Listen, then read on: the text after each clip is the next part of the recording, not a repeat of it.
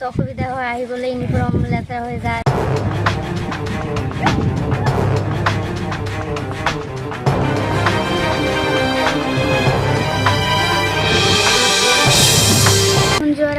স্কুলখনৰ নাম doctor time school আৰু হেডমাষ্টাৰৰ নাম আনাৰুল মাষ্টাৰ। এইটো ৰাস্তা দি কি দৈনন্দিন অহা যোৱা কৰা নেকি? প্ৰতিদিনে অহা যোৱা কৰোঁ। আমালোকে এই ৰাস্তাটাও ঠিক কৰি দিবা।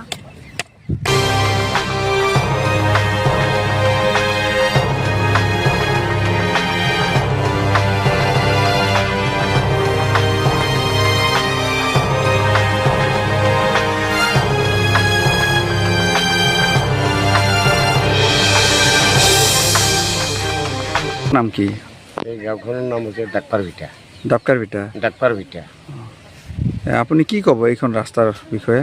এইখন ৰাস্তা মানে মই চৰকাৰৰ প্ৰতি এইটো আবেদন যে যাতে আমাৰ এইটো স্কুলৰ পৰা মানে হাই ৰোডৰ পৰা স্কুলৰ ভিতৰি একটা ৰাস্তা আছে, এই ৰাস্তাখানি স্কুলৰ পৰা আমাক এইটো চৰকাৰৰ আমাৰ অনুৰোধ, ৰাস্তাটো আমাক ভাল কৰি দিব লাগে।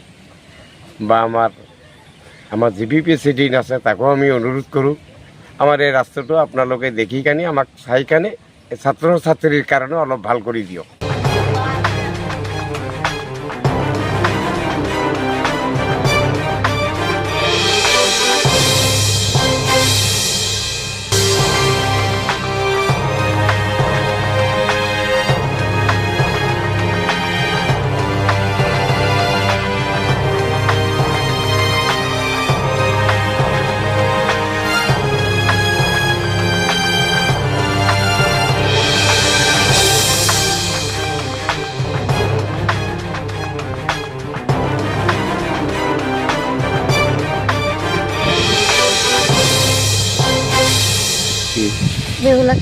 স্কুলখনৰ নাম ডাকপাৰভিটা স্কুল। কোন ক্লাছত পঢ়া?